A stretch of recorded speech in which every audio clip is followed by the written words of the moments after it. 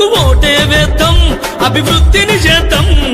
ఓటే వేద్దాం, అభివృద్ధిని చేద్దాం. చలో నాటకాలకు బూటకాలకు తెరలే తీద్దాం, వాళ్ళ అంతే చూద్దాం.